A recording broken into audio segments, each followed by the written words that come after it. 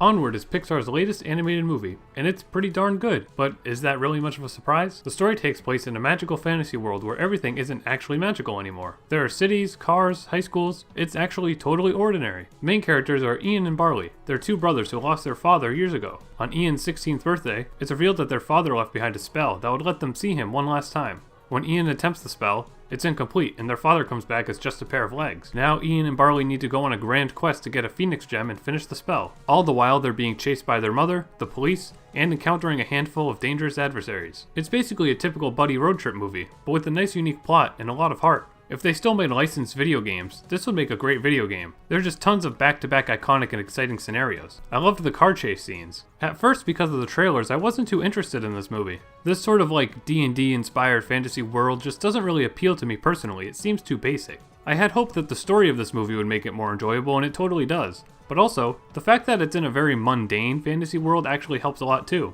Movies like this that sort of take place in a grounded setting but have characters go on grand quests is just something I like a lot. And this movie does that trope in a unique way by having the world be full of fantasy creatures to begin with. What really grabbed me about this movie though, was the writing. Every little thing in this movie comes together by the end. All the events bleed into new ones. There's not a single second of wasted time. There was even a reoccurring joke that I didn't think was too funny, but it actually ended up being used to solve a major conflict later. It was really well done. Though I do have to say the trailer showed way too much. Better to see this movie without knowing what to expect. All the characters are very fun, especially the Manticore and the two leads. The relationship between Ian and Barley is just fantastic. Of course they do the obvious thing where the two of them hate each other for like 5 minutes and then they're friends again, but it was nice and quick, and the way it gets resolved is really adorable. I loved how Barley was like a huge role-playing game fan. It's a super clever way to push the main adventure forward, and a way to include the movie's main inspirations, which is fantasy RPGs like D&D. There's even a thank you to D&D in the movie's credits. I also appreciate that both protagonists are nerds in their own way, but they're not like social outcasts. Ian's just a little awkward and Barley's too excitable about his passions. But they don't get bullied for being like that or anything. That's just who they are, and I love that. There's nothing about them needing to change who they are, it's just much more about them growing personally.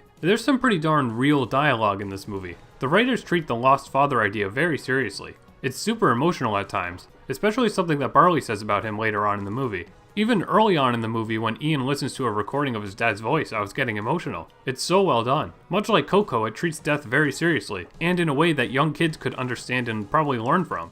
And the big emotional, plot twist, I guess, really had me going. It was probably really obvious that it was heading in the direction that it did, but somehow I wasn't expecting it. It's a super beautiful moral, and the scene where it's realized is definitely up there with all the other Pixar tear-jerking moments. The movie's animation is gorgeous, no surprise there. The sort of contemporary setting makes it a bit less interesting than other Pixar films, but it's still pretty in its own ways. It just doesn't feel as art-directed in the same way something like Incredibles or Up is, and that's what I personally prefer.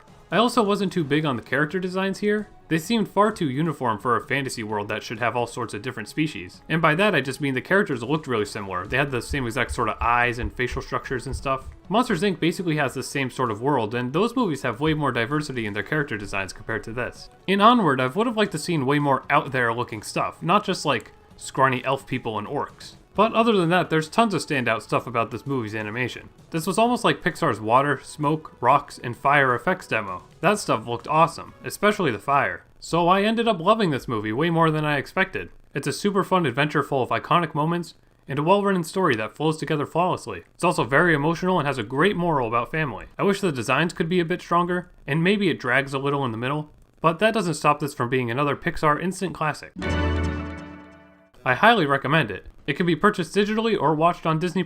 It was put on Disney+ early since all the movie theaters have closed down temporarily, and I gotta say it was pretty awesome being able to watch a brand new Disney movie right on my TV. But anyways, if you've seen this movie, let me know what you thought. And what's your favorite Pixar movie? I love this one, but I gotta say my favorite is still Up. I love how ridiculously unique that movie is. Its tone and premise are unlike anything else Pixar has done. But what do you think? Let me know in the comments, and thanks for watching. If you enjoyed this video, please feel free to hit the like button, subscribe, and hit the bell icon to know when I post a new video. Also consider supporting me on Patreon for just $2 a month to get some cool bonuses.